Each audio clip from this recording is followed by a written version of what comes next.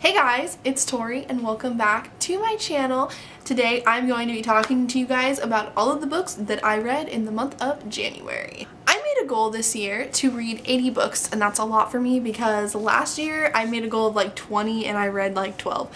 So I know I'm capable of reading all the books if I just take the time to do it. So that was my main goal this year, is to really get back into reading and make sure that I found my heart and soul in it all over again. So that is what I am doing this year, and I'm really proud of myself because I got off to a really good start with 10 books this month, which is insane, and I'm so proud of myself. So I have 8 books that I read physically, and then I had 2 ebooks that I read.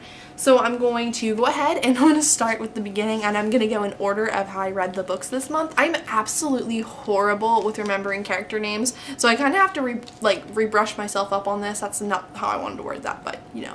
But the first book that I read this year, and I'm so excited about it, was Otherworld by Jason Segel and Kirsten Miller, or Kirsten Miller. I'm not sure how to pronounce her first name. But I loved this book so much. I was so happy that this was my first read of 2019 because I was really impressed with it. I'm a huge Jason Segel fan, if you probably honestly didn't know that, but I'm a huge Jason Segel fan. I love everything he does, and I absolutely love How I Met Your Mother, which, I mean, I eat, sleep, and breathe How I Met Your Mother most of the time, so Jason Segel is my favorite. So when I figured out he had young adult novels out there, I was like, yes please, I need to go check them out. So I might be a little biased just because I love Jason Segel so much, but this book was so good. I loved it to pieces. It's basically a world about like a virtual reality, and I'm not a huge video game person. My fiance is. He's like literally right there playing video games right now. So this one is so good. It centers around the character of Simon, and he's basically on a race against time to save the girl that he loves named Kat. And in this book, in this world that they've created, there is a world called Otherworld, which is used with a virtual reality headset, which is what the Otherworld players use. And it's super expensive and really hard to get your hands on. And then there's an accident that happens, and a bunch of kids in the same area end up with these discs that are attached to their heads and makes it so they can't remove themselves from the game. So whatever happens to them in the game happens to them in real life. And Simon has to jump in there and save his friend. So he gets one of those discs attached to his head from an unknown person who sends it to him in the mail, who happens to have access, because apparently in this world the only way you can get an access to that disc is if you are hospitalized.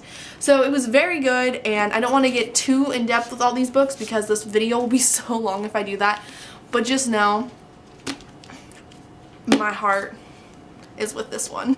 The second book that I read this month was The Elite by Kiara Cass, and I read that one as an ebook, so I don't have it with me. It's on my Kindle, but I love the selection world. I absolutely loved the first book. I adored it. I'm a huge fan of Prince Maxon, and I love America, and my cat is trying to drink my Dr. Pepper, and we have a problem.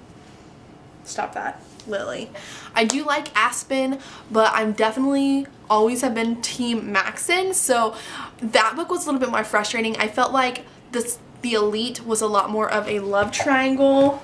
Oh, my cat was a lot more of a love triangle than the other book was. That one was definitely more of America kind of figuring out who she was and what her place in this crazy world was.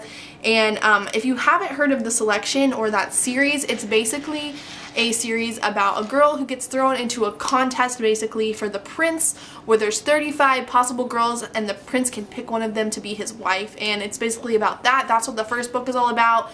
The second book, he's narrowed it down to his 6 elite, and that's kind of where we go from there. I don't want to get too in depth with that without giving anything away, but I definitely really love this series. The second book wasn't as big of a fan. It wasn't my favorite in the series so far, and when I finish the series I kind of want to do a whole review about the books in general. The third book that I read this month was Shadow and Bone by Leigh Bardugo, and this one was super hyped up. I feel like, I don't know, I'm a huge fan of Haley in Bookland, and I know how much she loves Leigh Bardugo, so I definitely wanted to try this out, and everybody and their mother, especially on BookTube, is talking about Six of Crows and Crooked Kingdom, and then of course King of Scars that just came out. And I want to jump on that bandwagon, but I don't want to give like ruin any of the other books for me, so I'm trying to read through the first Shadow and Bone trilogy first. I really enjoyed Shadow and Bone. The thing I kind of didn't enjoy about it was the fact that I couldn't, okay, it's not that I don't like reading books in other, like with other languages mixed into them and like characters and words and things that are other languages, but I almost wonder if I would have enjoyed the audiobook version of this a little bit more, because then the words would be pronounced for me, and I know that sounds so silly, but it's not like there's a lot of them, and I don't even know if I can find a word that I'm talking about, but there's just certain words that I can't pronounce, and my brain, as I'm reading, especially if I'm tired, will just completely skip that word altogether, like it doesn't even exist. And so when I do that, then I tend to not associate it with anything, so when the word comes back up later, I'm like, what did that mean? So that was kind of a problem I had a little bit in this book, but I really loved the storyline. I liked Elena or Alina. I don't actually know how her name is pronounced. I haven't actually taken the time to look that up. But I really like her story arc and where she's kind of going, and that she's the sun summoner and all of that good stuff. I feel like I can't give that much away, but I do know that I'm not a fan of Mal as much. I feel like he's kind of irritating because I felt like he only liked Elena when she was the sun summoner and didn't really care as much about her when she wasn't. And the Darkling, I feel like, is like dark and sexy and somebody you're not supposed to like, but yet here I am liking him. So, but I did really enjoy this book, and I probably would give it 4 stars. I don't remember what I gave it actually on Goodreads. I'll have to look, but it was pretty good. The 4th book I read this month was The Woman in Cabin 10 by Ruth Ware, and this was a book of the month pick for, let me look on the cover here, for August 2016. And this was probably one of the earlier book of the months that I ever got, but I didn't really get around to reading it until this month, so I was very intrigued by this. That is definitely for sure. I didn't really know what I was getting myself into with this book. I didn't really take the time to realize that the cabin was in a ship, like, and it wasn't like a cabin in the woods or something, because for some reason in my head that's what I was thinking. I don't know why, but this was a lot different than I thought it was going to be, and there was quite a bit of suspense, and it was very frustrating at times because you felt like your narrator was unreliable, and it was almost like, is she really seeing these things, or is she just crazy? Like, is everybody around her crazy? Are people keeping secrets from her, trying to confuse her?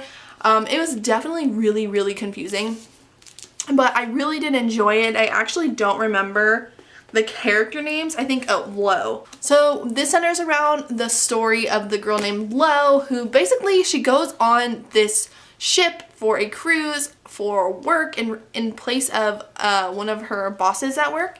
And for some reason, no one ever documents her leaving, so everybody at home thinks she's missing while she's on this cruise. And while she's there, there's a woman in cabin 10 that she swears she sees gets thrown over the ship and dies. And she's telling everybody on the ship, and no one believes her, and it's kind of just the whole story unraveling. And I don't want to give too much away, but this one was really suspenseful and very frustrating, but I absolutely loved it. The 5th book that I read this month was Dead Spots by Melissa F. Olson, and this one was an ebook, so I don't have a physical copy of it. So this story basically follows the character of Scarlett Bernard, I can't say her name, and she is a null, which means that wherever she is, magic basically doesn't work. So vampires turn into humans, werewolves turn into humans, witches don't have magic around her, so she basically just stops all magic everywhere that she is. So basically just kind of followed her world, and I had originally read a different book. It was called Boundary Crossed by Melissa F. Olson last month, and I was so confused, and I just couldn't get into it. And then I realized that there was 3 books before that, so I started those books, which made the story so much easier. I actually don't remember a whole lot about the story. I think it wasn't like my favorite read that I've ever read. It wasn't anything that I wanted to like rave about, but it definitely wasn't a bad story at all. I think I'll pursue finishing the rest of the books in the series, but I wasn't like completely, you know, enthralled by that one. The next book that I read this month was The Hollow by Jessica Verde, and this book I started reading like that's too many years ago. I don't know how many years ago it was, probably 3 years ago, 4 years ago. Gosh, maybe it was 5 years ago. I started reading this, And let me just say, when I read it 5 years ago or however long it was, I started to really like it, and I never finished it because I wasn't really in my reading mode back then. But basically, this book is pretty thick. It had like 500 some, or almost 500 pages. But as you can see, and I don't know if this will show up, the words are like hugely spaced. I don't know if it's double spaced or what, but it was a pretty fast read. But I just don't know if I can really say much about this book as being something I would recommend. Here's the thing. This was one of the slowest books I've ever read. It basically follows the character of Abby. Yeah, okay. So the book starts out with Abby, and she is attending her best friend Kristen's funeral. And it's basically, they don't know if she is alive or not, but she's going to this funeral. She goes downstairs in this basement, and she runs into this mysterious boy she's never seen before, and she's completely captivated by him. And then she, you know, goes to a cemetery all the time, and they live in the town of Sleepy Hollow. And the writer of Sleepy Hollow is buried there. She goes to his gravesite all the time, and that was her and Kristen's thing to do. And so she goes to visit that gravesite again after her best friend dies or is missing or whatever happens to her friend. And she sees this mysterious boy again, and it's revealed that his name is Caspian. And she falls in love with him, and she's completely taken aback by him, and her whole world revolves around Caspian, and she doesn't even know where he's from. She has no way to contact him unless he's in the graveyard with her. But he will like never kiss her, except on Halloween he kisses her. And it was a very teeny bopper book, and it was definitely way past I'm just way past that part of my life. It reminded me a lot of like how Bella is so obsessed with Edward in Twilight, and it doesn't even make any sense. That's how this was, but I love Twilight. Like, I have a whole shelf dedicated to Twilight. I didn't love this, but then towards the end of the story, when things started to actually happen, and I mean like probably this far in, things started to actually happen. Now I want to know what happens in the second book. And I don't know if I can bring myself to sit through another one, but I went ahead and bought it, so I don't know. I'm going to read the next book at some point, and we'll see if it's any better than the first one. And I'm not hating on this book because I feel like it depends on how old you are when you read it, you know what I mean? Like, when like 5 years ago, my mindset, this was like so good, and I really enjoyed it, but now I'm like, ugh. But thankfully, my next read had my heart. I love this book. This is so good. It's called To Catch a Killer by Cheryl Scarborough. And I loved it. And I don't care what anybody else has to say about it. This was like, to me, Pretty Little Liars meets, this says like Pretty Little Liars and Veronica Mars, but I've never seen Veronica Mars or read Veronica Mars or heard really much about Veronica Mars. But I was a huge Pretty Little Liars fan, both TV show and book.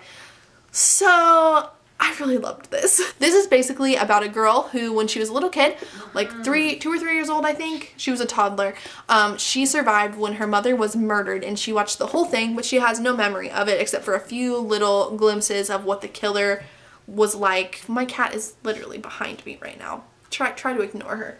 Girl, you better not knock any of that over. We're gonna have some real issues, Lily Bear. So this book centers around the character of Erin Blake. When she gets into high school, her biology teacher is going to help her research